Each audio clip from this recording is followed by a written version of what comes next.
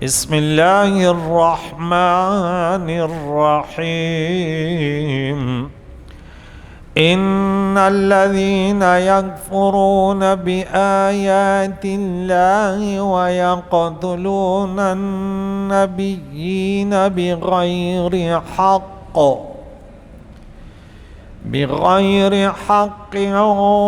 ويقتلون الذين يأمرون بالقسط من الناس فبشرهم بعذاب أليم صدق اللہ العظیم۔ حضرات محترم، سورہ آل عمران کا درس 2 رکوع اور 20 آیتیں ہو گئی۔ گزشتہ درس میں ان الدین عند اللہ الاسلام کہ اللہ کے یہاں مقبول دین صرف اسلام ہے۔ وَمَن يَبْتَغِي غیر الاسلام میں جو ہم نے اس سورہ آل عمران میں آگے آ رہا ہے 85 آیت میں، دین اسلام کے علاوہ کوئی عقیدہ اپنائے وہ جہنمی ہے اور وہ ہمیشہ جہنم میں رہے گا۔ آج کے درس میں 21 نمبر آیت سے رب کریم نے فرمایا کہ بے شک وہ لوگ یکفرون جو انکار کرتے ہیں، جو منکر ہیں، بآیات اللہ اللہ کی آیتوں کا انکار کرتے ہیں۔ آیتوں سے مراد یا تو قرآنی آیت ہیں یا عقائد و جان کے معجزات ہیں۔ کفار پر آیات قرآنیہ پر ایمان لانا فرض ہے، اور ایمان لانے کے بعد عمل کرنا بھی ضروری ہے۔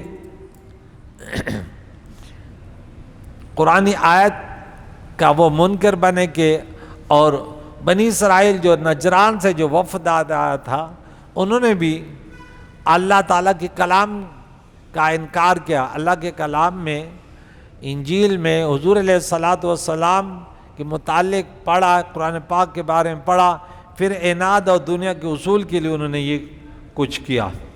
اور اس کے بعد وَيَقْتُلُونَ النَّبِيِّينَ بِغَيْرِ حَقٍّ، اور اللہ کے انبیاء کو، نبیوں کو ناحق انہوں نے شہید کیا۔ کتنا بڑا گناہ ہے۔ انبیاء علیہ السلام، ان کے مخالفت بھی کفر ہے، جہنم میں ہمیشہ رہے، اور پھر انہیں شہید کرے۔ اس دن کتاب الجہاد میں غالباً مسلم شریف میں ہم نے پڑھا کہ جس کو وہاں باپ باندھا ہوتا ہے، جس کو اللہ کے نبی نے قتل کیا اس کے اوپر بڑا عذاب ہوگا۔ یہاں بھی ایک حدیث مبارکہ کا ذکر کیا کہ اللہ کے نبی نے فرمایا سب سے بڑا عذاب ان پر بھی ہوگا جنہوں نے اللہ کے نبی کو شہید کیا۔ یہاں پہ انہوں نے انبیاء کو شہید کیا، حالانکہ انہوں نے وَيَقْتُلُونَ النَّبِيِّينَ بِغَيْرِ حَقٍّ جو موجود تھے، جو قرآن پاک نازل ہو رہا تھا، انہوں نے انبیاء کو شہید نہیں کیا۔ یہ تو ان کے بڑوں نے انبیاء علیہ السلام کو شہید کیا۔ تو گزشتہ واقعات کو حال سے تعبیر فرمایا، ذہن میں نقشہ قائم فرمانے کے لیے، اور ان کفار کے باپ دادا کے جو کام تھے خود ان کی طرف نسبت کیے، کیونکہ یہ ان سے راضی تھے۔ بنی اسرائیل نے ایک دن میں صبح کے وقت 43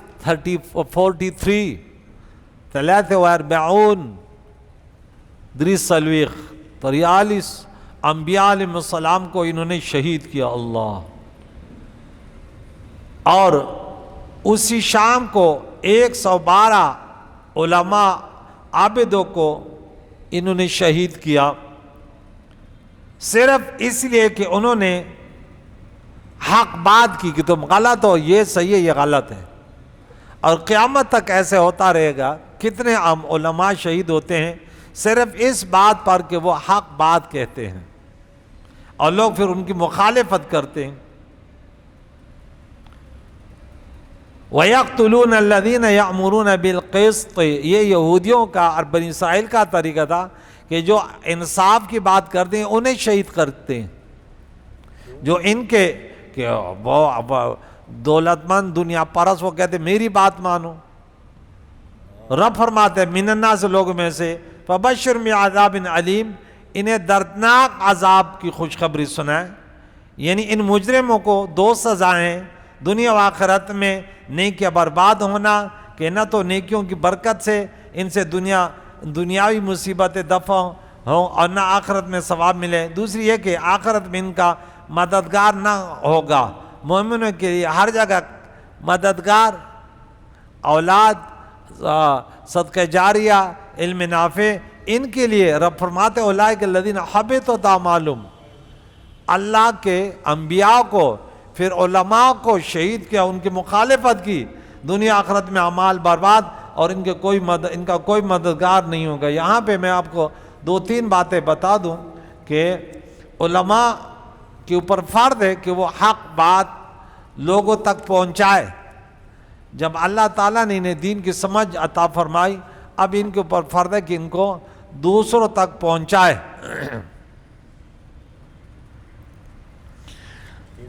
تو میں نے دیکھا سعودیہ میں انبیاء پاکستان میں. اب یہاں دیکھیں اس آیت میں یہ بھی فرمایا کہ نیکی کا حکم دینے اور برائی سے روکنے کی وجہ سے بنی اسرائیل نے 112 علماء کو قتل کیا. اس آیت سے یہ معلوم ہوا کہ عزیمت اور شریعت میں اصل یہ ہے کہ مسلمان جان کی پرواہ کیے بغیر حق کا اظہار کرے اور نیکی کا حکم دینے اور برائی سے روکنے کے راستے میں کسی چیز کو خاطر میں نہ لائے. کیوں؟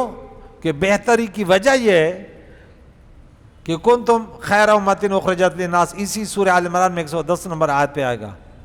پہلے جملہ انشائیہ تھا وَلْتَقُمْ مِنْكُمْ أُمَّةٌ يَدْعُونَ إِلَى الْخَيْرِ وَيَأْمُرُونَ بِالْمَعْرُوفِ وَيَنْهَوْنَ عَنِ الْمُنكَرِ، کہ تم میں سے ایک گروہ ہونا چاہیے وہ علماء کا.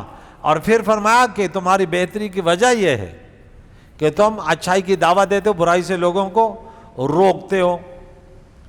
حضرت ابو عبیدہ بن جراح رضی اللہ بیان کرتے ہیں کہ میں نے عرض کیا یا رسول اللہ صلی اللہ تعالی علیہ وسلم، اللہ کے نزدیک کون سے شہداء سب سے زیادہ مکرم ہیں؟ پیارے آقا دو جان نے فرمایا وہ شخص جس نے کسی ظالم حاکم کے سامنے کھڑے ہو کر اس کو نیکی کا حکم دیا اور برائی سے روکا اور حاکم نے اسے شہید کر دیا. یہ بہت بڑا شہید ہے، بہت بڑا اجر اس نے پایا کہ اللہ کی رضا کے لیے اللہ کے دین کا پیغام اس تک پہنچایا، کوئی اور نیت نہ تھی. اسی طرح اب حضرت ابو سعید الخدری رضی اللہ بیان کرتے ہیں رسول اللہ صلی اللہ علیہ وسلم نے فرمایا تم میں سے کوئی شخص لوگوں کے دباؤ کی وجہ سے حق ظاہر ہونے کے بعد اس کو بیان کرنے سے اور کسی بڑی بات کا ذکر کرنے سے باز نہ رہے، کیونکہ لوگوں کا دباؤ موت کو قریب کرتا ہے نہ رزق کو دور کرتا ہے. موت اپنے وقت پر آئے گی، رزق جو تیرے مقدر میں وہ ملے گا.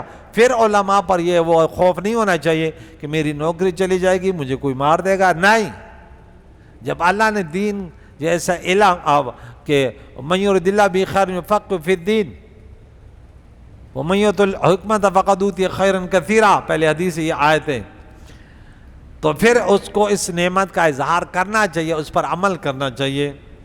ایک اور حدیث آپ کو سنا دوں. یہ جو آپ نے کلمات پڑھا اس کا ترجمہ کیا فرمایا؟ ابھی بتاتا ہوں. حضرت ابن عباس رضی اللہ تعالیٰ عنہ بیان کرتے ہیں رسول اللہ صلی اللہ علیہ وسلم فرمایا سید الشہداء، حضرت امیر حمزہ بن عبد المطلب ہیں سید الشہداء، اور وہ شخص سید الشہداء ہیں جو کسی ظالم حاکم کے سامنے کھڑا ہوا اور اس کو نیکی کا حکم دیا اور برائی سے منع کیا اور تو اس حاکم نے اس کو شہید کر دیا، یہ بھی سید الشہداء یعنی شہیدوں کا سردار کھلائے گا. کتنا بڑا رتبہ ہے. اکثر ہم کہتے ہیں نا اللہم ارزقنا شہادتا فی سبیلک، لیکن اس عمل کے لیے ہم کہتے ہیں نہیں شہادت تو ملے لیکن ہماری انگوٹھی ہماری انگلی بھی خون آلودہ نہ ہو. ارے شہادت بھی ملے لیکن کسی کے سامنے حق بات بھی نہ کہیں، فری میں شہادت مانگتے ہیں. تو ایسے تو نہیں ہوتا نا. اب دنیا کے لیے انسان دنیا کو مانگتا اس کے لیے بھاگ دوڑ بھی تو کرتا ہے. حضرت ابو ہریرہ رضی اللہ بیان کرتے ہیں رسول اللہ صلی اللہ علیہ وسلم نے فرمایا تم ضرور نیکی کا حکم دو اور ضرور برائی سے منع کرو. ورنہ اللہ تعالیٰ تمہارے برے لوگوں کو تم پر مسلط کر دے گا، پھر تمہارے نیک لوگ بھی دعا کریں گے تو ان کی دعا قبول نہیں ہوگی۔ یہ بات یاد رکھیں، برائی سے نہیں روکو گے۔ آج کل جیسے بولے میٹھی میٹھی باتیں کرو، کیا کہتے ہیں؟ میٹھی میٹھی باتیں کرو، کڑوی کڑوی باتیں نہیں کرو۔ ارے بھائی تو کھانا بھی کھاتا ہے تو میٹھی حلوہ وغیرہ بھی کھاتا ہے، لیکن کبھی چٹنی، مرچی کی چٹنی بھی تو کھاتا ہے۔ ہاں، ڈاکٹر کے پاس جاتا ہے، ڈاکٹر کڑوی باتیں بھی تو کرتے، کبھی کہتے تمہیں شوگر ہے، کبھی کہتے بلڈ پریشر ہے، کبھی تیرے پیٹ میں درد ہے، کبھی کہتے تمہیں انجیکشن لگے گا، کبھی کہتے آپریشن ہوگا۔ وہ بھی تو کڑوی باتیں کرتے، کس لیے؟ تاکہ آپ صحت مند رہیں۔ تو یہ کڑوی باتیں اس لیے کہنا ضروری ہے تاکہ ایمان محفوظ رہے، کہ بھئی آپ نماز نہیں پڑھے، بے نمازی تو جہنمی ہے، نماز میں سستے کرنے والے، یہ خامیاں تو یہ کن کے؟ منافقین کے۔ سورہ نساء نمبر 142 اور سورہ توبہ نمبر 54 میں، کہ منافق نماز میں سستی کرتا ہے اور تو کہتے ہیں نہیں مجھے تو فری میں جنت مل جائے۔ آپ زیادہ اگر اس طرح بادشاہ وقت کے سامنے نہیں جا سکتے، کیونکہ کلکم راعٍ وکلکم مسئول عن رعیتہ، یہ تو عظیمت ہے اگر وہاں جا رہے ہیں، لیکن کم از کم جو آپ کے ماتحت ہیں گھر میں، کم از کم بیوی کو، بچوں کو، بیٹوں کو تو کہہ دو نا کہ نماز پڑھو۔ تو صبح صبح نماز پڑھنے آ رہے بچے، وہ نماز نہیں پڑھتے اور پیار اتنا کرتے ان بچوں کے، ان کے لیے حرام لاتا ہے، تو یہ تمہارا ایمان کیا ہے؟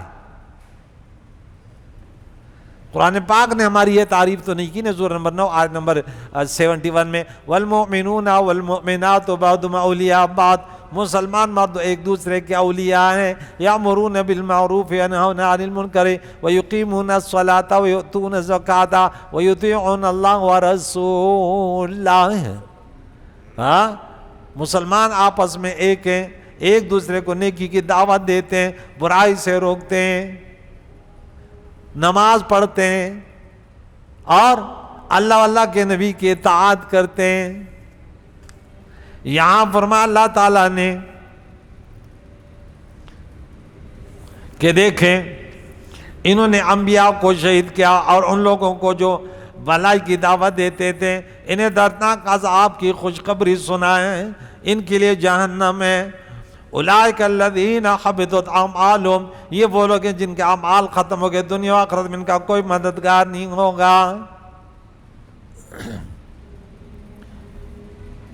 ایک آیت اور پڑھا ہے تو الم تر محبوب، کیا تو نے نہ دیکھا الی الذین، ان لوگوں کو اوتوا نصیبا من الکتاب، جنہیں کتاب کا حصہ دیا گیا، علم کتاب، اللہ تعالیٰ کی آسمانی کتاب توریت انجیل کا علم، یہ پڑھتے ہیں کیا صحیح کیا غلط ہے، یدعون، یہ بلائے جاتے ہیں الی کتاب اللہ کی کتاب کی طرف، لیحکم بینہم، تاکہ فیصلہ کیا جائے، تاکہ اللہ کا نبی ان کے درمیان فیصلہ کرے۔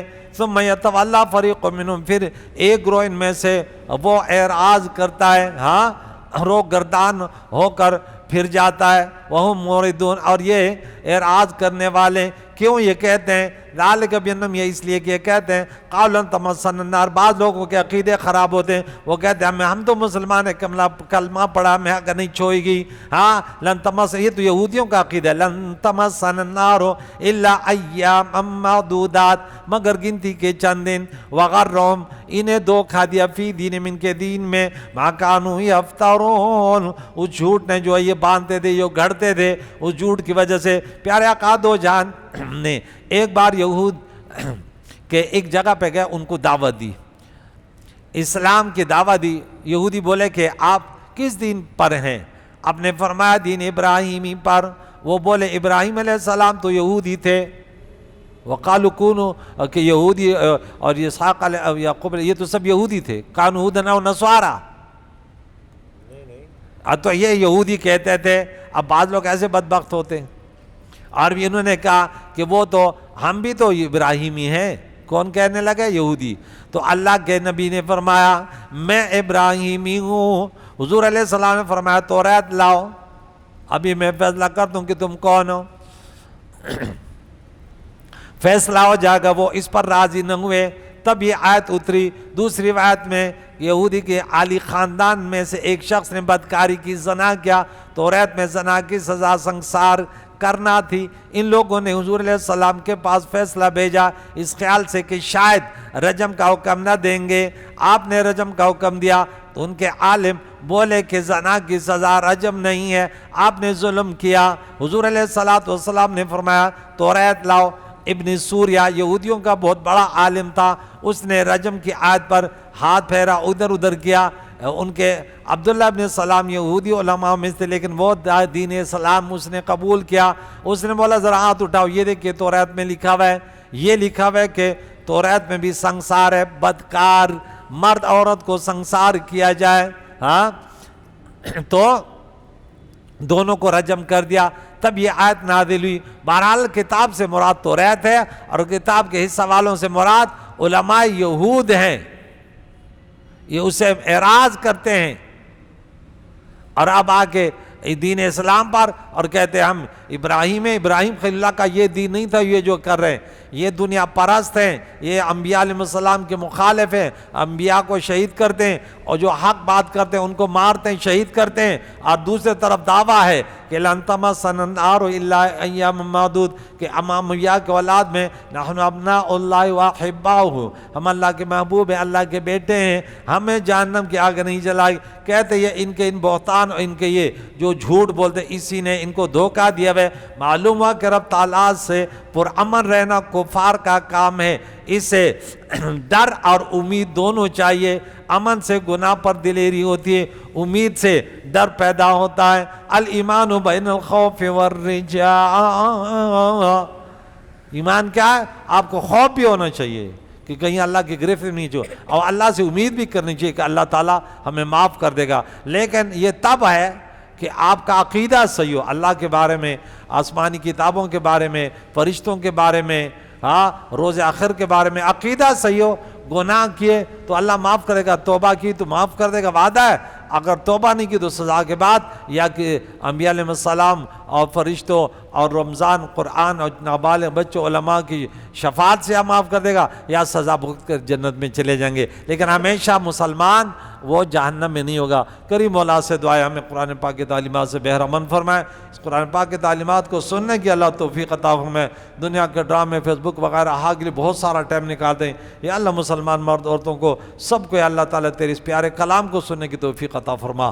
وصلی اللہ تعالیٰ علی محمد وعلی آلہ وصحبہ اجمعین برحمتک یا ارحم الراحمین.